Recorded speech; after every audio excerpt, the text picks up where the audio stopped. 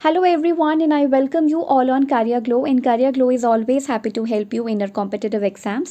तो जैसा कि आप जानते हो हमने बहुत अच्छे से मैथ्स पेडागोजी को कवर किया था जिसके अंदर हमने बहुत सारे टॉपिक्स किए थे जैसे इंडक्टिव रीजनिंग, डिडक्टिव रीजनिंग और एनालिटिकल सिंथेसाइज मेथड और ऐसे करके मतलब बहुत सारे मेथड्स हम लोगों ने पढ़े थे और काफ़ी सारी चीज़ें फुल फ्लेजड अच्छे से पढ़ा था। टाइप्स ऑफ रिकॉर्ड्स क्या होते हैं, टाइप्स ऑफ टेस्ट क्या होते हैं, स्टैंडर्डाइज टेस्ट क्या होता है, उसके ऊपर पूरा एक वीडियो है, आपको जाके ज़रूर से देखना चाहिए। टेस्ट, मेजरमेंट, इवैल्यूएशन, असेसमेंट ऐसे करके बहुत सारे क्वेश्चंस आएंगे और आ भी रहे हैं, जितने एग्जाम्स हुए हैं अब तक आ ही रहे हैं उसके अंदर। तो आपको मैथ्स पेडागोजी देखना बहुत ज़रूरी है। अगर आपने नहीं देखा है तो जाके देखिए। हालांकि उसके अंदर दो टॉपिक्स ऐसे हैं जो मुझे करवाने हैं, जैसे कि वेन हिले एक तो मुझे करवाना है और एक डायनीज ब्लॉक करके एक छोटा सा टॉपिक है, वो भी मैं सोच रही थी कि करवाऊंगी, पर मैं उसमें थोड़ा सा लेट हो गई। बट हम अभी जो है ईवीएस पेडागोजी शुरू कर लेते हैं। आपको यहाँ पे स्क्रीन पे दिख ही रहा होगा, इतने सारे टॉपिक्स हैं जो पता नहीं इस लेक्चर में हम कवर कर पाएंगे या नहीं कर पाएंगे, बट कोशिश तो पूरी रहेगी।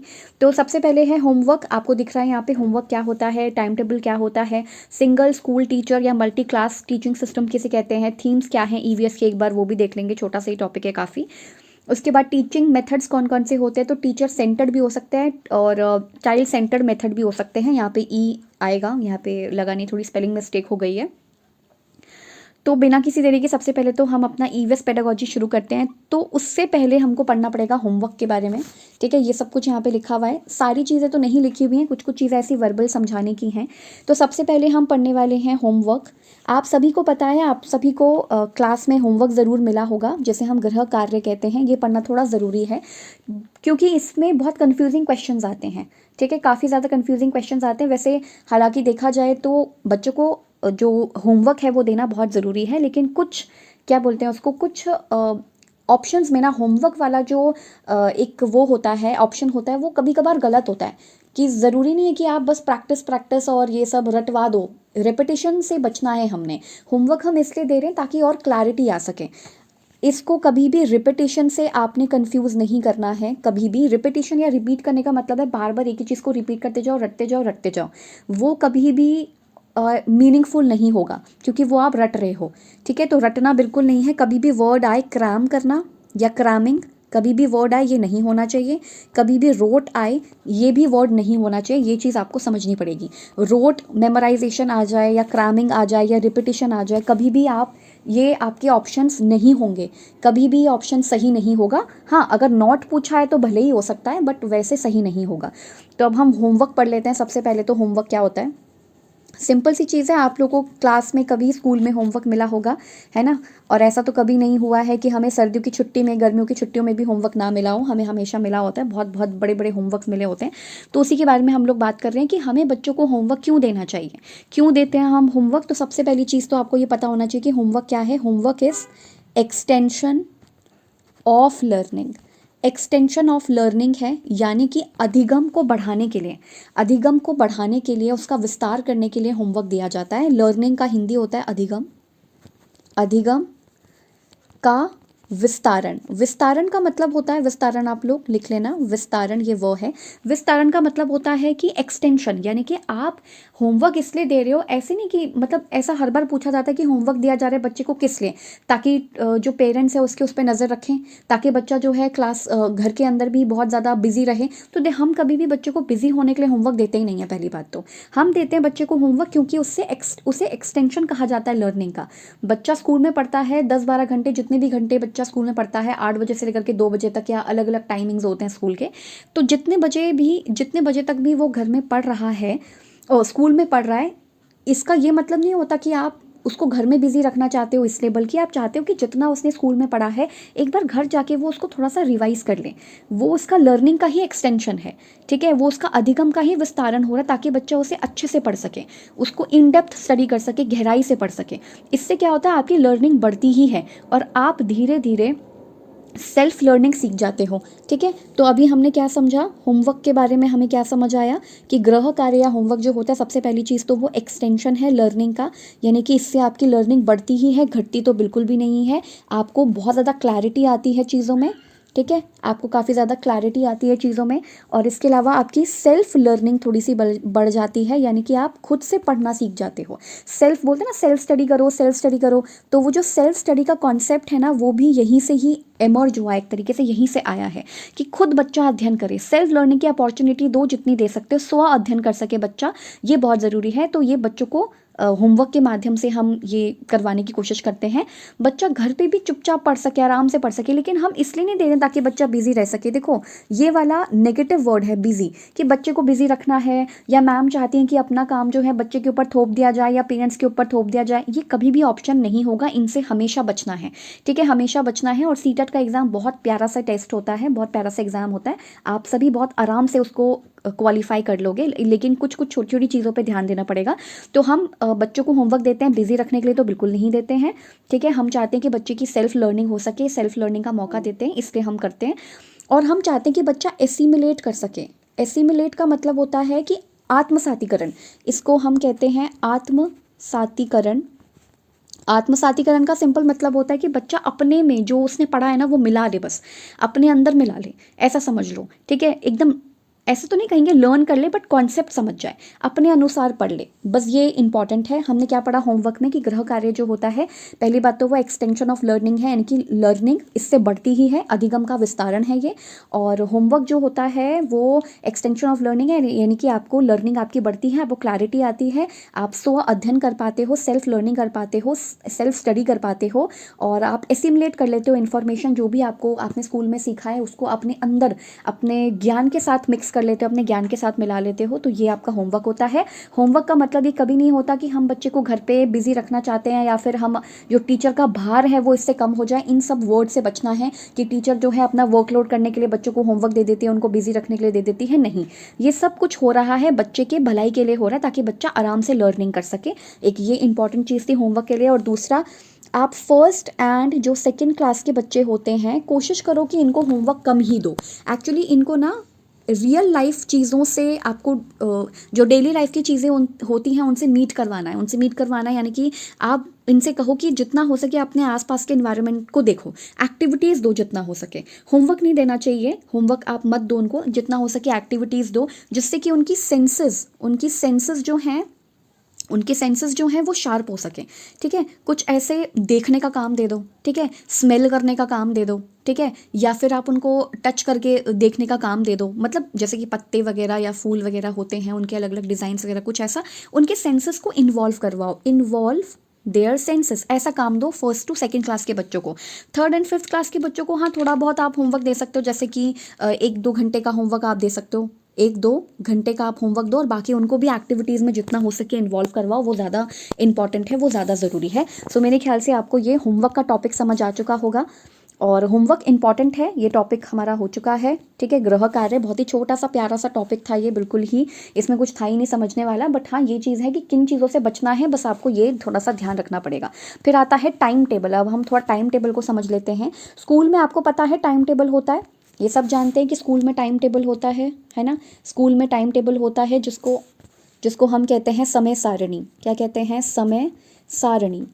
ये हमको भी दिया जाता था जब वो होती है ना, जो वो क्या बोलते हैं उसको, टीचिंग ट्रेनिंग होती है, तो उस टाइम पे भी टाइम टेबल बनाने के को कहा जाता था कि आप अपने हिसाब से बनाइए, जिसमें बच्चे की सेंसेस को इन्वॉल्व किया जा सके और सारी चीज़ों को। So it is the reflection of whole school program, ठीक है। क्या होता है, मैं लिख देती हूँ, इट इज़ द रिफ्लेक्शन। आप जितना भी स्कूल में कोई भी एक्टिविटीज़ करवा रहे हो, उसका जो भी लेखा जोखा या उसका जो भी रिफ्लेक्शन होता है, उसको क्या कहा जाता है? टाइम टेबल कहा जाता है। इसे ही हम कहते हैं क्या?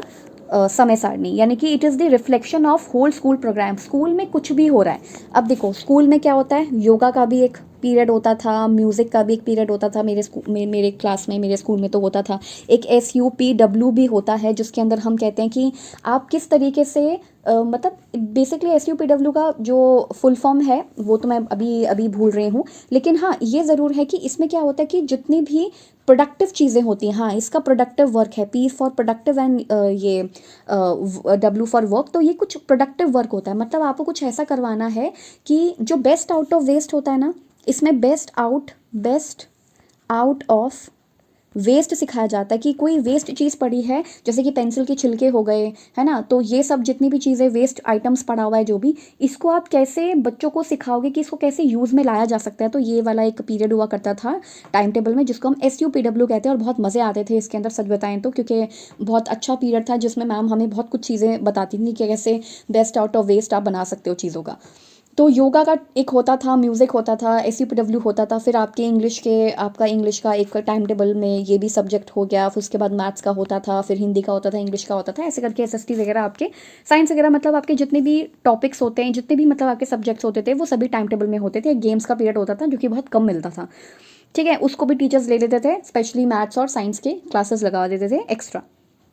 पर ये तो हो गई ये वाली बात कि ऐसा कर, चलो कभी कभी हो जाता है टीचर एब्सेंट हो या उस तरह से, बट आपको टाइम टेबल को कैसा रखना चाहिए, वैरायटी वाला रखना चाहिए। आपको हमेशा से ये समझना चाहिए कि टाइम टेबल क्या होता है। पहली चीज़ तो it is the reflection of whole school program. आपके स्कूल के अंदर जितनी भी चीज़ें हो रही हैं, हर स्कूल में कुछ ना कुछ तो होता ही होगा, रोज़ रोज़ गेम्स पीरियड होता होगा, म्यूज़िक का पीरियड होता होगा, कुछ तो होता ही होगा ना। तो वो सब कुछ का जितना भी लेखा जोखा है, वो सब कुछ आप टाइम टेबल में लिख देते हो कि इस समय इस फर्स्ट पीरियड में ये वाला पीरियड लगा हुआ है, सेकंड में ये है, अलग अलग क्लासेस का अलग अलग तरीके से होता है। तो स्कूल में जितनी भी कुछ एक्टिविटीज़ हो रही हैं, वो सब कुछ इसके अंदर लिखा जाता है कि कब कौन से समय में कौन सा पीरियड लग रहा है, किसी भी क्लास में कब कौन से सब्जेक्ट की क्लास हो रही है क्या नहीं है, वो सब कुछ इस टाइम टेबल के अंदर होता है। तो ये समय सारणी क्या करती है, रिफ्लेक्ट करती है कि स्कूल की जितनी भी एक्टिविटीज़ होती हैं, जिस भी टीचर का जहाँ पर भी पीरियड लगा होगा, बच्चों को इस समय क्या करवाया जा रहा है, लंच कितने समय हो रहा है, कितने बजे हो रहा है, ये सब कुछ का लेखा जोखा जो है वो आपके टाइम टेबल के अंदर होता है, ठीक है। एक तो ये इंपॉर्टेंट है। तो रिफ्लेक्शन है ये होल स्कूल प्रोग्राम का, यानी कि आपके समस्त शैक्षणिक कार्य का प्रतिबिंब करता है। इसको हिंदी में भी लिख देते हैं ताकि हिंदी वाले ना हो परेशान। तो ये है समस्त शैक्षणिक, यानी कि जितनी भी आपकी शैक्षणिक एक्टिविटी हो रही है, उन सब का कार्य का, उन जितने भी कार्य होते हैं उनका प्रतिबिंबन है। प्रतिबिंब का मतलब ये होता है, प्रतिबिंब का मतलब होता है रिफ्लेक्शन, जो दिखे। समस्त स्कूल का कार्यक्रम का सब कुछ चीज़ें इसके अंदर होती हैं, जिसमें आप पूरे तरीके से बच्चों का टाइम मैनेज करके रखते हो, टाइम मैनेजमेंट होता है। स्कूल में जितने भी घंटे होते हैं उस दौरान आपको काम करवाया जाता है, कब कौन सा पीरियड लगेगा, कब कौन सा टीचर आएगा, ये सब मैं आपको ऑलरेडी बता चुकी हूँ। लेकिन एक चीज़ इंपॉर्टेंट है कि आपके टाइम टेबल में ना होना चाहिए हर कुछ, जैसे योगा है, म्यूजिक है, SUPW है, बेस्ट आउट ऑफ वेस्ट जो मैंने आपको क्लासेस बताई हैं, वो इंग्लिश है, मैथ्स है, साइंस है, SST, मतलब सब कुछ होना चाहिए। ऐसा नहीं कि आपने सिर्फ पढ़ा दिया, बहुत ही मोनोटोनस हो जाएगा। ये क्या हो जाएगा, मोनोटोनस। हमें बच्चों को कभी भी मोनोटोनसली नहीं पढ़ाना चाहिए कि ताकि बच्चा जो है वो बोर ही हो जाए। थोड़ा सा क्रिएटिविटी लेकर आओ, है ना। हम चाहते हैं कि बच्चे के अंदर क्रिएटिविटी हो, हमारे अंदर क्रिएटिविटी हो, तो क्यों ना हम अपने टाइम टेबल में भी क्रिएटिविटी लेकर आएँ। तो ये बहुत ज़रूरी है। आपका टाइम टेबल कैसा होना चाहिए, आपका टाइम टेबल होना चाहिए वैरायटी वाला, है ना। वैरायटी मैंने सही लिखा है, VARITY, हाँ देख लेना आप लोग स्पेलिंग। तो वैरायटी होनी चाहिए इसके अंदर, ठीक है। टाइम टेबल के अंदर हमेशा वैरायटी होनी चाहिए, जिसे हम डाइवर्सिफाई या डाइवर्सिटी भी कह सकते हैं। डाइवर्सिटी यानी कि विविधता होनी चाहिए। ऐसा नहीं कि बस आप सब्जेक्ट्स पढ़ाए जा रहे हो और आपने वैरायटी नहीं रखी। सब कुछ होना चाहिए स्कूल के अंदर, सारी चीज़ें, ताकि बच्चों को मज़ा आए, प्ले कर सके वो, है ना। एक्टिविटीज़ दो, प्रोग्राम्स रख दो।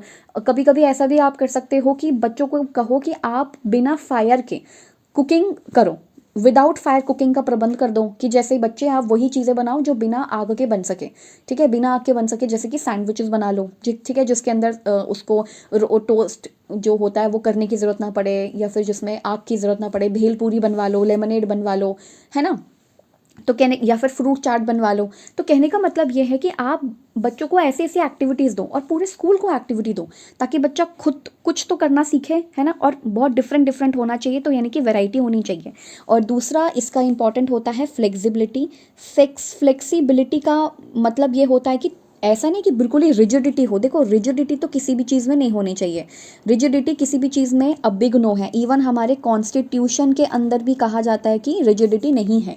मतलब ये rigid as well as flexibility का मिक्सचर है, कि जब जिस समय, जिस सिचुएशन, जिस टाइम में ऐसा लगे कि हाँ यहाँ पर ये चीज़ हमें चेंज करनी चाहिए, तो वहाँ पर आप कर दो। समझ रहे हो, ये नहीं कि बिल्कुल ही रिजिडिटी नहीं जी, जो है वो है, पत्थर की लकीर जिसको हम कह देते हैं, वैसे ही मान लिया। टाइम और सिचुएशन के साथ जब चीज़ें चेंज होती है, आप अपने आप को चेंज करते हो, तो वैसे आप टाइम टेबल भी चेंज करो, ठीक है। ऐसा नहीं कि कुछ भी फिक्स रख दो। देखो एग्जाम टाइम पे चलो ठीक है, चीज़ें आपने फिक्स करके रखी हुई हैं, चलो गेम्स पीरियड एक आध बार बच्चों को नहीं भी दिया, ऐसा हो जाता है मोस्टली स्कूल्स में, या फिर आपने थोड़ी एक्स्ट्रा क्लासेस लगा दी, चलो ठीक है। वो एक तरीके से देखा जाए तो चलो माना जा भी सकता है क्योंकि पूरे उसमें स्कूल में के अंदर पढ़ने का एनवायरनमेंट है, लेकिन तब भी जब कभी भी ज़रूरत पड़े चेंज करने की तो आप करो। तो फ्लेक्सिबिलिटी शुड बी देयर, हमेशा होनी चाहिए, लचीलापन होना चाहिए। तो क्या होना चाहिए? लचीलापन होना चाहिए। लचीलेपन का सिद्धांत हमेशा होना चाहिए किसी भी चीज़ में, चाहे आप पढ़ाई करवा रहे हो, चाहे आप टाइम टेबल की ही बात करो, चाहे आप होमवर्क की भी बात करो। ये नहीं कि होमवर्क में सिर्फ आपने ऐसा वाला काम दे दिया कि सिर्फ बच्चा जो है लिख कर के लेकर आएगा, ऐसा भी नहीं होना चाहिए। टाइम टेबल के अंदर सब कुछ होना चाहिए। जैसे लाइब्रेरी की फैसिलिटी दे दो बच्चों को, कि ज़रूरी नहीं कि अपनी बुक्स ही पढ़ता रहे बच्चा, और बाल कथाएं भी पढ़ सकता है। अगर हम प्राइमरी उसकी बात करें तो बाल कथाएं पढ़ सकता है, म्यूज़िक, योगा, प्रेयर वगैरह सब कुछ होना चाहिए उसके अंदर एक, ठीक है, एक तरीके से। तो हम क्या क्या पढ़ चुके हैं? काफ़ी छोटे छोटे 2 टॉपिक्स हमने पढ़ लिए। सबसे पहले हमने पढ़ा था होमवर्क, ठीक है, ये हो चुका है। टाइम टेबल ये हमने पढ़ लिया कि तो रिफ्लेक्शन होता है पूरे स्कूल के प्रोग्राम का, बहुत ज़रूरी है, बहुत इंपॉर्टेंट है। फ्लेक्सिबिलिटी होनी चाहिए इसके अंदर, कुछ भी रिजिड नहीं होना चाहिए, वैरायटी होनी चाहिए, बहुत सारी चीज़ें आप कर सको। और टाइम टेबल जो है वो बच्चों के अकॉर्डिंग होना चाहिए, चाइल्ड सेंटर्ड होना चाहिए, बच्चे के अकॉर्डिंग होना चाहिए। ये नहीं कि आप अपने मन मर्जी से कुछ भी आप उसके अंदर कर रहे हो। बच्चा जैसा पढ़ना चाहता है वैसा पढ़ना, उसको पढ़ाओ। मोनोटोनस नहीं होना चाहिए, कुछ भी ऐसा नहीं होना चाहिए कि बच्चे को लगे यार बोरियत महसूस नहीं होनी चाहिए, बच्चे को उसको मज़ा आए, वैसा आप इन्वायरमेंट दो। फिर अब हमारा आ चुका है टॉपिक, हम पढ़ते हैं अब single school teacher and multi class teaching system. इसके ऊपर भी क्वेश्चन आ रखा है, एक बार फटाफट हम ये भी कंप्लीट कर लेते हैं, ज़रा देखते हैं कि इसके अंदर क्या है। थोड़ी सी जगह बची हो तो ये सब हम पढ़ चुके हैं। एक बार आप इसको रिवाइज कर लोगे ना तो सारी चीज़ें आपकी सही हो जाएंगी, एकदम आपको समझ में आ जाएगा, ठीक है। अब आता है टॉपिक सिंगल स्कूल टीचर, ठीक है। सिंगल स्कूल टीचर, क्या लग रहा है कि इसका मतलब क्या होगा? सिंगल स्कूल टीचर का मतलब क्या है? ये सी है। इसका मतलब क्या है कि एक स्कूल में जो है एक ही टीचर है, ठीक है। कई बार ऐसा होता है, और मुझे भी एक बार ऐसा बोला गया था प्राइमरी स्कूल में, स्पेशली जब हमारी वहाँ पे ट्रेनिंग लगी थी, तो मुझसे तो यही कहा गया था कि मैं एक्चुअली 5th क्लास को पढ़ा रही थी, एंड देन मुझे बोला गया कि आप 3rd क्लास में जाओ, इनको कुछ काम दे के 3rd क्लास में जाओ। दैट मीन्स कि उन्होंने फिर मुझे बोला कि ऐसा ही होता है स्कूल्स में, कभी कभी कुछ ऐसे भी स्कूल्स होते हैं जहाँ पे अगर सिंगल टीचर हो जो एक्टिव हो, या बाकी सारे मेंबर्स उस टाइम बिजी हो या कुछ और काम कर रहे हो, या फिर सिंगल टीचर हो सभी उसके लिए, तो ऐसा कई बार होता है कि आपको एक क्लास को पढ़ा के फटाफट दूसरी क्लास में जाना पड़ता है। कई बार ऐसा देखा गया और कई बार ऐसा होता है। तो ये होता है सिंगल स्कूल टीचर, जिसमें एक ही टीचर हो जो सारे सब्जेक्ट पढ़ा रहा हो। तो सिंगल स्कूल टीचर का मतलब है कि स्कूल में एक ही टीचर है जो सब काम कर रहा है, पढ़ाने से लेकर के जितने भी एडमिनिस्ट्रेशन वाले वर्क हैं वो सब कुछ कर रहा है। इसको एकल विद्यालय भी कहते हैं, एकल विद्यालय नहीं, सॉरी, एकल अध्यापक या अध्यापिका, जो भी आप कह लो, एक एकल अध्यापक विद्यालय, यानी कि एक ऐसा स्कूल जहाँ पर एक सिंगल टीचर है, ठीक है। या फिर इसको हम कहते हैं multi classroom, multi class teaching system. आप मल्टीपल क्लास पढ़ा रहे हो, आपको मल्टीपल क्लास पढ़ानी पड़ रही है because of shortage of teacher, या जिस जगह पर आप हो वहाँ पर हो सकता है टीचर्स की उतनी, वहाँ पर टीचर्स हैं नहीं, या फिर उतने ट्रेंड टीचर्स नहीं हैं, ठीक है। तो कई बार ऐसा हो जाता है कि एक टीचर को काफ़ी सारे सब्जेक्ट्स भी पढ़ाने पड़ जाते हैं और काफ़ी सारी क्लासेस भी पढ़ानी पड़ जाती है, लेकिन ये सिर्फ प्राइमरी उसमें होता है, ये और इससे आगे नहीं हो सकता, ये सिर्फ प्राइमरी क्लासेस में ही होता है। इसको हम कहते हैं एकल अध्यापक विद्यालय, जिसमें एक ही विद्यालय, एक विद्यालय के अंदर एक ही अध्यापक हो, या मल्टी क्लास टीचिंग सिस्टम, जिसके अंदर शिक्षण विधि हो, मतलब शिक्षण आप कर रहे हो, शिक्षण का एक सिस्टम हो जिसके अंदर मल्टीपल क्लास को आपको पढ़ाना पड़ रहा हो। ये मोस्टली होता है आपकी प्राइमरी क्लासेस के लिए, और आपकी प्राइमरी क्लासेस आपको अच्छे से पता होगा, ये 1st to 5th होती है, ये 1st to 5th क्लास होती है आपकी प्राइमरी, जिसको हम कह रहे हैं, जिसमें एक टीचर होता है पूरे स्कूल के लिए, सारे काम के लिए एक ही टीचर होता है, ठीक है। टीचर, अच्छा एक चीज़ और है कि हम में से कुछ ऐसे स्टूडेंट्स होते हैं, आपने भी देखा होगा, जो थोड़े से हमसे ज़्यादा थोड़े स्मार्ट या थोड़े इंटेलिजेंट निकल जाते हैं, उनको हम बना देते हैं मॉनिटर, ठीक है। तो ये मॉनिटर सिस्टम भी कहलाता है। मॉनिटर सिस्टम का मतलब ये होता है कि क्लास को माइंड करने के लिए, आपने सुना होगा ना कि क्लास को माइंड करने के लिए बड़े बच्चों को छोटी क्लासेस में भेज देते हैं क्योंकि टीचर उस टाइम पे बिजी है। तो ये माइंड वाला जो सिस्टम है ना, कि माइंड करना, माइंड इन द सेंस कि बच्चों को थोड़ा सा ये बोलना कि भाई तुम डिसिप्लिन में रहो, दैट्स इट। मॉनिटर करना, बस ये होता है। इसमें होता क्या है कि टीचर को जब भी ऑफिस वर्क होता है, जब वो पढ़ा रही हैं तो मॉनिटर भी चुपचाप पढ़ेगा बैठ के क्लासरूम के अंदर ही, लेकिन जब उनका ऑफिस का वर्क होता है या फिर कुछ ऐसा काम आ जाए जो कि उससे रिलेटेड हो, क्या बोलते हैं उसको, मतलब जैसे एडमिनिस्ट्रेशन रिलेटेड चीज़ों से रिलेटेड हो, तब वो मॉनिटर के ऊपर डिपेंड हो जाता है, क्योंकि मॉनिटर से कहा जाता है कि आप क्लास को देखिए थोड़ी देर के लिए, और मैं अभी आता हूँ या अभी आती हूँ एक छोटा सा काम करके, जो कि ज़रूरी है। सारे ही काम ज़रूरी हैं, पढ़ाना भी ज़रूरी है और ऑफिस का काम करना भी ज़रूरी है, ठीक है। तो ये चीज़ इंपॉर्टेंट है, तो इसके लिए मॉनिटर पे डिपेंड होना पड़ता है, तो इसको मॉनिटर सिस्टम भी कह सकते हैं इसी चीज़ को। दूसरा चीज़ इसके अंदर क्या होता है, अलग अलग एज ग्रुप के बच्चे, डिफरेंट एज ग्रुप। अब अलग अलग एज ग्रुप का कहा जा रहा है, that means first to fifth के अंदर अलग अलग एज ग्रुप ही होगी। जैसे 4 से 5 साल का बच्चा भी हो सकता है, यहाँ से लेकर के कितने 7 से 8 साल के बच्चे तक की बात हो रही है, ठीक है। फर्स्ट टू फिफ्थ तक इसमें 4 5 6 7 8 साल तक के बच्चे, या मैक्सिमम भी आप समझ लो 10 या इतने ही, बस 9-10 साल तक के बच्चे होते हैं इसके अंदर, जो फर्स्ट टू फिफ्थ क्लास के अंदर होते हैं। डिफरेंट एज के बच्चे होते हैं, डिफरेंट क्लास के स्टूडेंट्स होते हैं, एक साथ क्लास में पढ़ते हैं। सारे बच्चे एक साथ पढ़ते हैं, अलग अलग एज के बच्चे एक साथ पढ़ते हैं, एक टीचर सारे काम करता है इसके अंदर, मैंने आपको समझाया। लेकिन ये जो है 6 to 8 क्लास के लिए नहीं है बेसिकली, ठीक है। मतलब ये जो अपर प्राइमरी होती है उनके लिए नहीं है, आपको ये समझना पड़ेगा। और बच्चा खुद इसके अंदर पढ़ता है, मतलब कोशिश की जाती है कि बच्चे को खुद आप मोटिवेट करो पढ़ने के लिए। और मॉनिटर का इस्तेमाल किया जाता है। मॉनिटर जब ऑफिस वर्क होता है तो उस समय, मतलब टीचर को जब ऑफिस का काम करने के लिए जाना होता है तो मॉनिटर जो होता है वो उस समय बच्चों को संभाल लेता है, ठीक है। अब इसके अंदर एक दो चीज़ें और पढ़नी है। पहली बात तो हम एक और बार पढ़ लेते हैं, सिंगल स्कूल टीचर है, एक ही, मतलब एक विद्यालय के अंदर एक ही अध्यापक है और वो मल्टीपल क्लासेस को पढ़ा रहा है, बहुत सारी क्लासेस को एक साथ पढ़ा रहा है। और बहुत सारी क्लासेस का मतलब है फर्स्ट टू फिफ्थ तक की क्लासेस को पढ़ा रहा है। जब भी उनको कुछ काम होता है तो वो मॉनिटर का इस्तेमाल कर लेते हैं कि मॉनिटर थोड़ी देर की क्लास को आप देख लीजिएगा, हम कुछ काम कर कर आते हैं। और इसमें डिफरेंट एज के बच्चे बैठते हैं, एक साथ बैठते हैं, और क्लासेस भी एक ही होती हैं लगभग। या जैसे बाहर बिठा लिया, जैसे जो गांव वगैरह में स्कूल होते हैं वहाँ पे बाहर बिठा लिया, ये ऐसा होता है। बैठने की लचीली व्यवस्था होती है यहाँ पे, यानी कि यहाँ पे कोई फिक्स्ड सीट नहीं है, फ्लेक्सिबिलिटी है, इसमें भी फ्लेक्सिबिलिटी है, आपको जिधर बैठना है आप बैठ जाओ।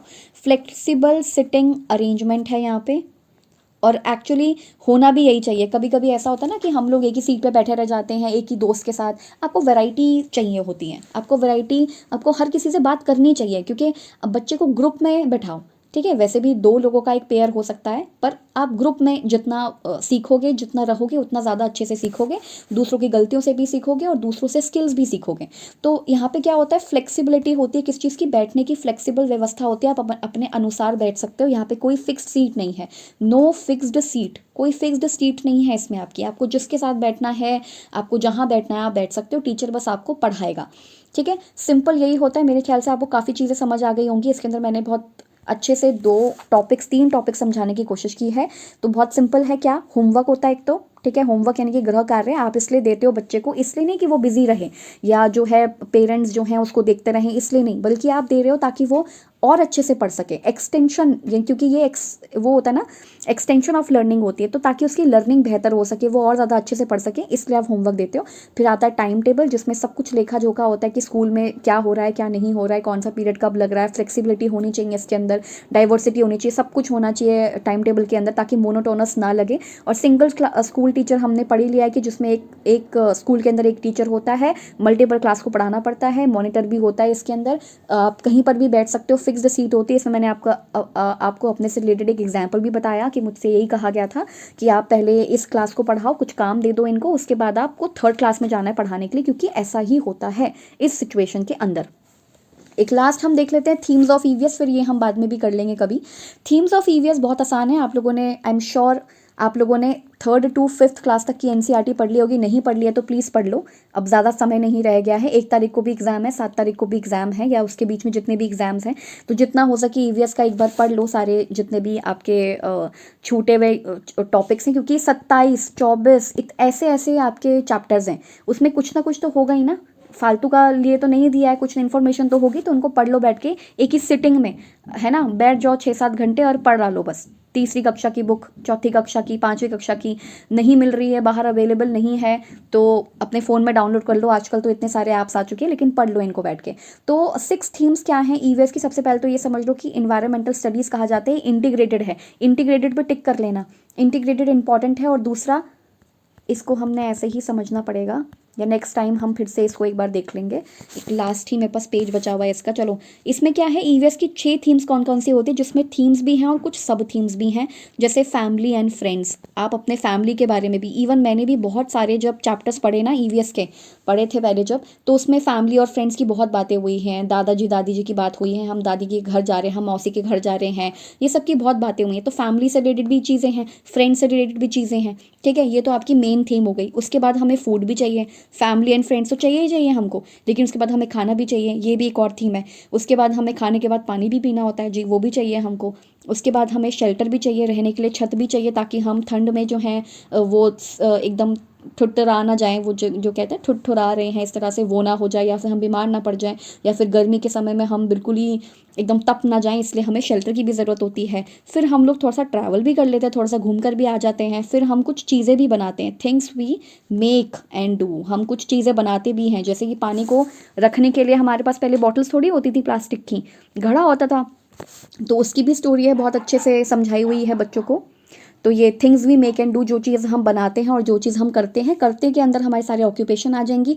ये थे आपके मेन थीम, ये थे आपकी मेन थीम। सब थीम्स है इसके अंदर रिलेशनशिप। अच्छा, फैमिली एंड फ्रेंड्स है तो सीधी सी बात है, हमारा रिलेशनशिप भी होगा, लेकिन हमारा रिलेशनशिप क्या सिर्फ हमारी फैमिली और फ्रेंड्स के साथ ही होता है? नहीं, एनिमल्स के साथ भी होता है। तो एनिमल्स भी आ जाएंगे इसके अंदर सब थीम्स में, प्लांट्स भी आ जाएंगे, उनके साथ भी हमारा रिलेशनशिप है, वही हमें खाना दे रहे हैं वो। एंड इसके अंदर आता है वर्क एंड प्ले, कि हमें काम भी करना है और प्ले भी करना है। ये आपकी कुछ सब थीम्स है। मेरे ख्याल से मैंने आपको ईवीएस की थीम्स बता दी हैं। ये जल्दी जल्दी इसलिए करना पड़ रहा है क्योंकि अभी टाइम बचा भी नहीं है। और एक कोई व्यूअर थी एक्चुअली, प्रियांशी, उन्होंने मुझे वो ईमेल किया था कि मैम आप थोड़ा सा ये करवा दीजिए। आई एम सो सॉरी कि इस वीडियो में तो हम नहीं करवा पा रहे हैं ये, पर मैं नेक्स्ट वीडियो में आपको ये टीचिंग मेथड्स और चाइल्ड सेंटर्ड ये ज़रूर करवाऊंगी, जिसमें ये प्ले वे वगैरह हैं। अभी तो मैं नहीं करवा पा रही हूँ, लेकिन इसको कराएंगे ज़रूर। पर अगर आप ये देख रहे हो वीडियो और आप पढ़ना चाहते हो तो इनको ऐसे गूगल से भी पढ़ लोगे तो भी आसान रहेगा। ह्यूरिस्टिक सबसे इंपॉर्टेंट है, ये ज़रूर पढ़ना, ह्यूरिस्टिक ज़रूर से पढ़ना, वरना आप मेरी अगली वीडियो का वेट कर सकते हो, बस यही हो सकता है हमसे। तो आप एक बार ह्यूरिस्टिक्स मेथड देख लेना, ठीक है, इंपॉर्टेंट है ये। इसके जनक कौन है वो भी, और प्ले वे मेथड, ये सबसे इंपॉर्टेंट है कि बच्चे को खेल खेल में सिखाओ, ठीक है। तो अब मिलते हैं हम अपनी नेक्स्ट क्लास में, जिसमें हम टीचिंग मेथड्स करेंगे। अब तक के लिए बस इतना ही, वीडियो बहुत लंबा हो जाएगा, आप बस इसको पढ़ो और क्वेश्चन को सॉल्व करो। All the very best. और ईवीएस पेडागोजी हम आपसे शुरू कर रहे हैं, मैथ्स की कुछ टॉपिक्स जो बचे हैं वो हम नेक्स्ट क्लास में कर लेंगे। Till then keep learning and keep discerning and keep watching my videos. Thank you so much. Bye bye. All the very best.